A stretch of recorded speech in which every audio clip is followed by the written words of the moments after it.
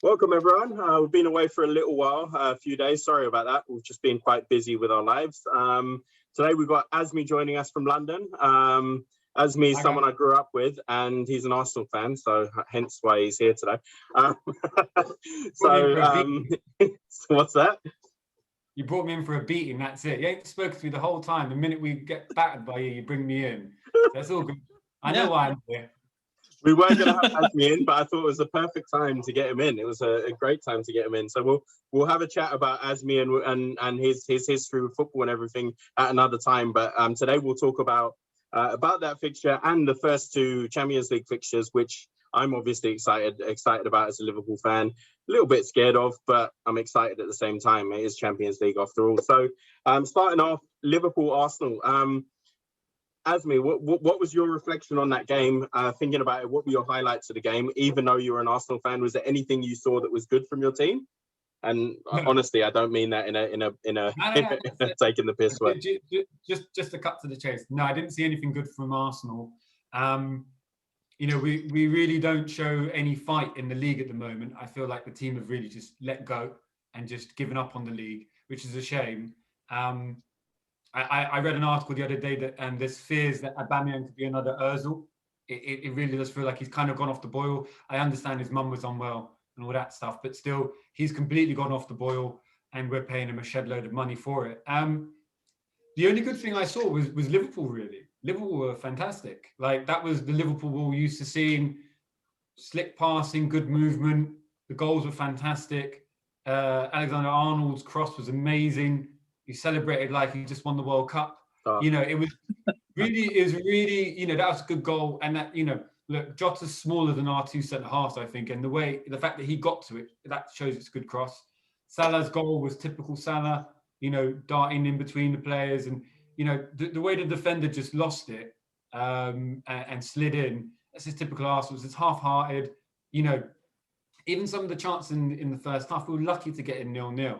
Like, we had no fight. We get pushed off the ball, like, hopefully they don't score. We should have lost by more. And Arteta coming out and apologising means nothing, really, because, it's he needs to say more than an apology. And I think it's that's it. Not anymore. Like, the same thing. I hate that about Ole Gunnar Solskjaer as well. After, like, apology works once or twice, and then you up your game. But this happens almost every third week. They have horrible tactics, or they have no fight, and they come out and apologize. Means nothing, really. If you're not going to change, what's the point of apologizing? So the thing that Arsenal have got to do, in my humble Arsenal opinion, just to give some context, I've been following Arsenal since the early 90s, and I've seen the real bad. Like, we finished 12th or something back in the 90s with George Graham, and then Bruce Rioch came in. Everyone knows what happened with Arsene Wenger and so on and so forth. And I've seen the good, bad and ugly from Arsenal, but this is really ugly. This is really bad. Like, the football's just not very good. And we don't have, like, the style is kind of going. But the problem is that man for man, our team's actually quite good. Pepe's actually a good player. Aubameyang's a very good player. Thomas Partey's a very good holding midfielder. We've got some very good fullbacks as well. Bellerin's okay. But the guy we got from Celtic, he's our best player. He's a future captain. I just think that he's got to maybe look at bringing in some new players in the summer. I know it's always the answer, but we've got some deadwood. I don't know why we brought in so many old players. Like, I don't get that. It just doesn't make sense if we're... The Willian transfer was a big surprise, and it was a terrible... Yeah, it's a terrible transfer. He was Chelsea's best player, but or one of their better players last season. Maybe not best, but he was good. But come on, like, it doesn't make sense. Like, he's not... you put him in, but he's in Pepe's position sometimes. I don't quite understand it. And then you've got Lacazette, and then you've got all these other great... You've got Saka, who wants to play, who could play in that position as well. Doesn't quite make sense. So you're right. We don't really have, an identity. And I don't know if Arteta will get enough time to show his true identity. But I think a lot of the old Arsene Wenger players need to go. And even some of the ones that have been bought since he's gone need to go. So, you guys actually remind me a little bit at the moment of West Ham a couple of years ago. I know that sounds really odd, but people had promised on West Ham a couple of years ago, and they were like, oh, they're coming back and they're going to do well. And then they just they had a load of good players, but again, it was a bunch of older players. And they just fell off and they didn't get anywhere. I mean, West Ham this year is a whole different thing. They're actually playing good football.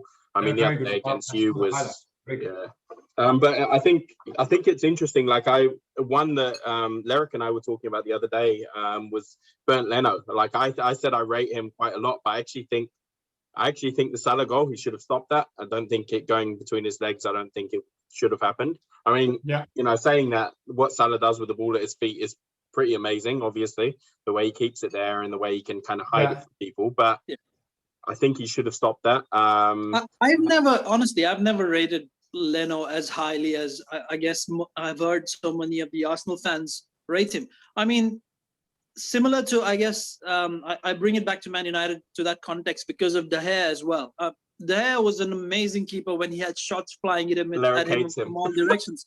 It's the concentration issue. You know what I mean? Like, that's the same thing I find with Leno. He doesn't make mistakes in the games where he's getting battered. The two times I've seen him make the few times I've seen him make mistakes. One is when there are less shots at his goal, so like it's a concentration issue, or maybe when he's not as busy as he is in other games. And the other time is when it's a high pressure game. So it's a big game, and you really want to hold on to every chance you get. And so you might the team against you is also playing carefully, but also have got a bit of quality in the attacking threat. And I've seen him make mistakes at those crucial times. So that's why I've not rated him as highly as he should. I think Tierney, is a great player. Again, he's got a very good squad. Probably not enough bench strength, which is probably what he needs to work on while clearing Deadwood next summer. Because if he needs to change anything, then you need that bench strength to be able to change your system a little bit. I agree with you 100%. I agree. Yeah, and another thing is, the Aubameyang deal didn't make sense to me. I mean, I know that he had a sword over everyone sort of to say that I'm going to leave and you're the best player. I felt like it was more to please the fans. I mean, the people in charge of the club need to make better, smarter decisions. I'm not saying keeping him was a bad option. It was a great option, but maybe I thought they'd succumb to every demand he made. Like he has had attitude problems in the past, so this could very well become another Ozil chapter. It wouldn't surprise anyone, I think, at all. Yeah. So I think they should have been smarter in putting some clauses in the contract, or not giving him the length of contract that they ended up giving him with the money as well. So there could have been some sort of levers which they didn't pull. And I feel like it's the same incompetence at the board level and your ownership and whoever's making the transfer decisions. Bringing it back to the game, Liverpool's midfield basically dominated. When Liverpool's midfield plays well, it's not about that. I know their backline is the one leaking goals and there was all the issues, but that's because he was pulling out pieces from the midfield and putting it behind. The moment their midfield plays well, they bully everyone. The front sort of 5 or 6, they bully everyone when they're holding on to the ball. They don't give you the ball. Too high pressure for anyone else. Yeah. No, you're right. They knocked Arsenal off the ball so many times, and that's how they, some of their chances. I think one of their goals were bullying. I think the third goal was just bullying Arsenal with the high pressure. Yeah, it was. Right. When Liverpool's midfielder, pressing everybody, and they press so well, it's not about individual players being good. It's just about working as a team, and they work as a team so good. So you're completely right. And that's the thing about Firmino. Like when he's defensive, he plays 4-3-3, so he's trying to bully the back four and the midfield of the other team. So he goes from 4-3-3 to like almost a false line, because Firmino drops in and your left and right forwards come in as 2 center forwards, and then you got your attacking width from your right and left back. That's what Klopp does. So Firmino drops in to become the playmaker. Salah and Mane move in, and then you got Robertson and Trent moving in from either side. So that's his plan. So he defends 4-3-3 and he attacks almost with a false 9 kind of setup. So it's amazing. It's a great system. The moment you sort of negate his midfield, when his midfield's weak, he struggles. when his midfield strong. We need a bit of a plan B. I think is the option there, and I think we need a couple more players to be able to do that and tighten up, especially with Ronaldo on his way out. I think we definitely need that. Anyway, I'm gonna put the Arsenal Liverpool chat to a close. I actually just have a question for Azmi though, just about Arsenal, where they're going. Do you think you have time to give?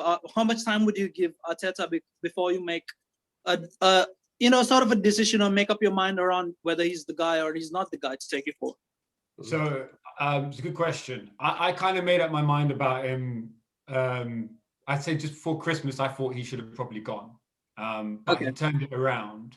I would probably say to give him more time and being a bit more lenient. I know this sounds like a proper flip. I'd say he needs at least until you're sort of a few months into next season. He's done the transfer window.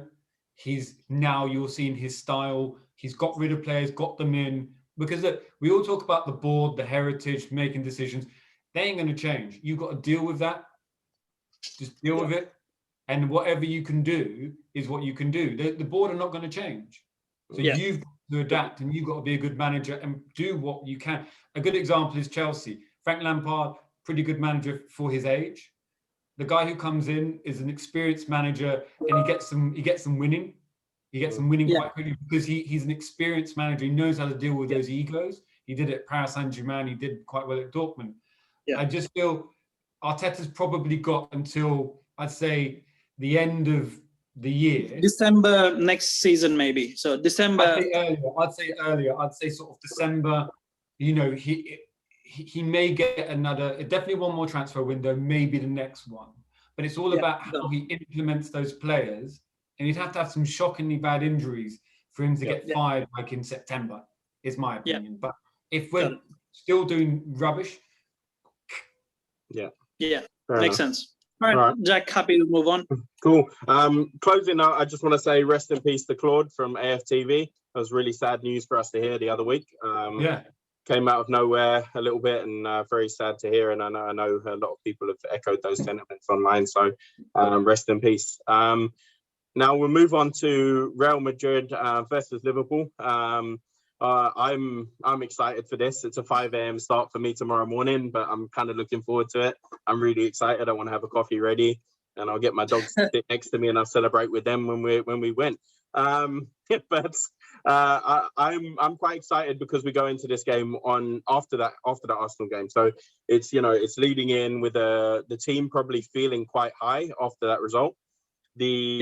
The other thing is though, the Real Madrid team will be feeling the same way. They're not far off the top now.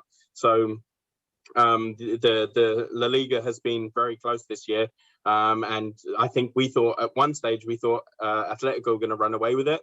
Derek and I were talking about at the beginning of when we were doing these, and we thought they've got it. They have 9 points ahead or whatever. Now it's down to I think 1 point or 2 points or whatever. So I think Barca will take it. I think Barca's going to win the La Liga. But talking about this game, I think Real aren't that far off again. Sorry. Cool. That's a big call. That's a big call. That's a big call. I agree. I think it's a very big call to say Barca will take it. Yeah. But we'll talk about that in a second. Continue, Jack. Tell us more about your excitement. No. I'm just thinking. I think both teams are going in with big injuries. We've both lost our main centre backs. Although Ramos is lost for them and he's leaving them next season, he's still such a key part of their squad. So I think that's kind of nice for me to see him not playing. And I say that because I am very bitter about what he did to Mohamed Salah. I still think that he wrestled him to the ground and shoulder barged him into the ground on purpose. All your Liverpool fans are crybabies. I can't believe you still hung up on that. It was. I'm not saying it was the best challenge, but it happens. It's not like he purposely broke his arm. I keep saying that, but fair enough. But that's the one thing that I actually was looking forward to. I'll argue that I know Van Dijk sort of going has put you guys in deep shit in that way, but I'd argue that Ramos is probably more influential to Real Madrid than Van Dijk is to Liverpool, because the way Zidane plays, I feel like it's more dependent on individual brilliance than a system, whereas Klopp's system works. So sometimes if a player goes, like right now, the center backs are doing a decent job because they're playing to their system, whereas and they've got their midfield back. Whereas I think Real Madrid's a little bit of individual brilliance there. So I think Liverpool will dominate possession, bully Real Madrid off the ball like they did with Arsenal, and do all of that same stuff. And Real Madrid are probably not going to have to cope, not going to be able to cope with it, with the La Liga not being as good as it has been in the past over the last couple of seasons. And I know it's not a big call to say, even though Zidane's won, those back-to-back Champions Leagues and all of that, it's not a big call to say that Klopp's a better manager than Zidane. So I think with the teams, or with the players that both teams have at their disposal, it's Liverpool's game to lose, really. Real Madrid are not the favorites, in my opinion, going into it. But saying that, both of them have got such a great Champions League heritage that anything could happen, mate. Like, it could be a smash and grab. If Real Madrid are to win it, it's going to be a smash and grab. What do you think, Az? So I going on one of the points you said there, like Zidane for me is actually I think he's a very good manager. I think Klopp's a very good manager as well. Klopp has had a long time at Liverpool, let's remember, to build Liverpool up, and he's done some fantastic things with Liverpool. Zidane's record, yes, the league results not been that great, but he's won the Champions League. Champions League's amazing. Three times. He's won the league and been in it final 4 times. I think he's won it 3 times. Been in the final 4. Yeah. So I think he's actually quite good. I think he's sometimes just rated as a cup competition manager because the Champions League, but it's the toughest competition in the world, right? It's so tough.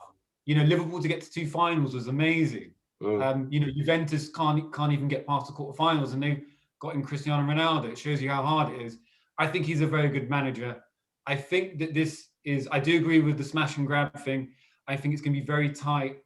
It's a little bit like when Liverpool play Man City these days, and it gets very cagey, and it's very like no one wants to make a mistake first. Yeah. And I feel like it's going to be quite cagey. It's the first. Remind me, the first leg is in. It's not Madrid. Is it going to be in Madrid? Right? In Bernabeu, yeah, it is. Yeah. Okay, cool. Because you know what, that will suit Liverpool as well, because you've been pretty awful at Anfield. Being away, I think, might actually suit you. I wouldn't be surprised if you walked away with like some sort of result, whether it be like a sort of a 1-1, like an away goal, or even a 1-0. But then it's not a Bernabeu. It's not. Yeah, it's at Anfield. That's what I thought. No, it's at Alfredo Di Stefano. Yeah, that's what I thought. Yeah. It's a neutral venue. Yeah. Second leg is at Anfield, though. Second leg is at Anfield, which is interesting. Because of the coronavirus, I thought it wasn't at the Bernabeu. I had a feeling it wasn't, but I remember reading something. Whatever. Point being is that you're not at Anfield. So if I'm going to sort of put my neck out, and I'll say Liverpool 1-0 is the result I'll go for. Like, I think it's going to be cagey. And I'm it's very difficult because Real Madrid looking pretty good, but I just feel like your press in the Champions League, Real Madrid have been up and down this season. They've lost a few group games, and sometimes your form in the competition sticks with you. But if I had to be pushed on a result, I'm probably wrong, but I'm always wrong. 1-0 to Liverpool. I'm going to go with the 1-1. I don't want Liverpool to win at all. Like, I honestly don't want Liverpool to win. I don't mind Real Madrid winning it again, but I feel like I do agree Zidane's a good manager. It's not that he's a bad manager. I think comparatively Klopp's quite good if you compare, and also he's got the better part of 3 years in charge of Liverpool. But also I think Real Madrid are not a chance creating machine. They do score with less chances, as opposed to Liverpool, who create so many chances just because of their pressing. Yep. So it's more the transitions where they hit them at, and I feel like Modric and Kroos don't have the legs to be able to run up and down constantly, and I think he's going to be starting both of them. That's where it gets, if the midfield battle is lost on pace and the ability to outrun the midfield. That's where I think Real Madrid are at a disadvantage. Obviously, the quality is there. It's just the legs in the midfield. I feel like Real Madrid might. I do agree with you, but I will counter this though. Liverpool press really, really well, right? Arsenal's midfield is not Real Madrid's midfield, right? Yeah. Players like Modric, Cruz, they're near, in my opinion, the same sort of league as De Bruyne, and midfielders like that, they just get space. They get into those little pockets. They create space. They create space, and it looks. And this commentator said the other day that they always look like they have so much more time on the ball, but they have the same amount of time as everyone else. It's because, firstly, they're clever enough to find space. Second of all, their first touch is really good, so they open themselves up in a particular way. And then they just know the pass instinctively, so they don't have to look and go, oh, where is that guy? Where is he? Yeah. Oh, he's on the kick. They just know that centre forward is going to be running now. I've got the ball, I've got the space, touch, pass. Touch, pass. And they're very good at doing that. And I know that Liverpool press really, really well, but I feel like Modric and Cruz are those sorts of players where they're quite intelligent players. They're very good at those sorts of things. Yeah. But at the same time, Liverpool just have that. Yeah, I've said this for a while. Liverpool. Oh God, you think they're out of the competition. You think it's over. Even times when you're like, it's got to be done. There's no way that they can get back. Literally, they'll be in the bus on their way home. They've lost, and you wait for a call. Wait a minute. We think you should have scored. Actually, yes, you have scored. You're back in. It's literally like, I will not write Liverpool off until literally the season's done. We're gone. We're in history books. Even then, I'm waiting for them to go back in time and go, actually, Liverpool should have won that final against Real Madrid. Hey, we won the final with Jimmy Traore playing as our left back. That's fucking amazing. Well, I'm going to make a stupid call. I think it's going to be 1-1. That's not the stupid call. I think Casemiro, if he starts or if he plays or if he comes on as sub, is going to get sent off. I don't know why. I just have a feeling someone's going to get sent off, and I think it'll be him. So it's a really weird call. I'm just going to do it. If Ramos was there, I would have been 95% sure someone's going to be sent off. But I feel like Ramos not being there might mean that there's no sending off. But it could be 1-1. I feel like Real Madrid are definitely going to explore or try and exploit that option where between Trent and Kabak, Phillips, who plays to the right. So they're going to try and run that channel, and that's where Cruz and Modric pinging those long balls, which they can do with absolute precision, will be crucial. So it'll be good to see what happens, what's come down their left-hand side of Real Madrid's attack and the right-hand side of your defense. That'll be a good matchup. Yeah, it will. All right, so guys, we've gone 22 minutes already. We're going quite long, so we've got to talk about Dortmund and Man City very quickly at home to Man City. So we'll rush through this one, but I don't think Dortmund are going to stand a chance. Like, I think Haaland's amazing player, Sancho's amazing player. I could run through a list of amazing players in that Dortmund squad. At the moment, they're doing dreadful in the league, just like Liverpool are, really. Actually, probably almost exactly the same as Liverpool. I think 27 points, 27 games, 43 points was exactly where we were. So it's exactly the same setup at the moment for the amount of games and points they've got. But I think it's too easy for Man City. I think Man City will take a 3-0 win at home. I think they're just too comfortable. And I think players like De Bruyne will step in there and just be phenomenal. Yeah. I feel like this is Chelsea. Dortmund reminds me of the Chelsea problem. They've got a great front 4 or 5, I guess.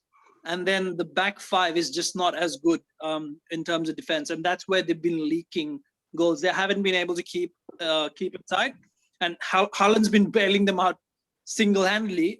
Sancho's doing well after like the initial blip in the season, but I don't think they can keep Man City out. Man City are going to just keep on pressing and create chance after chance after chance. And the scary thing about Man City this season is they're not conceding. Pep's teams always in the past historically have been, you score 3, I'll score 4, that kind of football. You always see that they'll concede a goal or two. And for this season, it feels like they're not going to concede. Like, it's been hard to score against them, which is the scary thing. And I feel like while it's going to be tough to keep Haaland out and down, that team's going to, and the Fernandinho's probably going to, you know, pick up a yellow card, and Rodri's going to pick up a yellow card trying to break counter attacks, which they do. The smartest team in doing tactical fouls with Liverpool right up there. Just as soon as you know that you're in trouble, just kick someone down, you know, to do like so that they break the counter attack and they can't hit you in transition. So I feel like they'll easily walk over Dortmund. So I'm going to go for 2-1 Man City, and I'm going to explain why. Because I completely agree with what both of you are saying. Man City are rampant at the moment. You know, what's it? 11 points, 14 points clear at the league, not conceding very many goals. They dispatched with Leicester pretty well, and Leicester, you know, we all know are doing pretty good in the league. Dortmund's league form is pretty atrocious. But I just feel that, you know, their attacking is not bad. I feel like Man City overthink the Champions League. Yep. And that has been their downfall in the past. We all see it. We've all heard about it. We've all seen the tactics in the past few seasons. And I feel like they get nervous. I've seen a few of their past Champions League matches where they don't score until the 60th minute and then they win 3-0. But it's because they're trying to break teams down. And I just feel like Dortmund might nick a goal. It's either 3-1 or 2-1. I can see Dortmund nicking a goal. You know, their attack is really good. You know, yeah. But definitely Man City look like they should win. So 2-1 is what I'd say. Yeah. I don't disagree with you. We're going by, I think we're both Jack and I are going by the assumption that Pep's not going to do anything, you know, stupid like he always ends up doing. Suddenly he'll go 3 at the back and whatnot. So we're both, you know, that's a big if. So if he doesn't do all of that and he goes out with the same team and the same intent, with, you know, how Cancelo is playing and how with his holding midfield and all of that, with the proper formation that he's been going, he'll be fine. If he changes, if he tries to be clever by playing De Bruyne in the front 3 like he does sometimes, and he takes him out of the midfield, or if he tries and goes 3 at the back or something like that, then there's a good chance, fair chance that the pressure will be on them. If they don't score, they'll start to crack.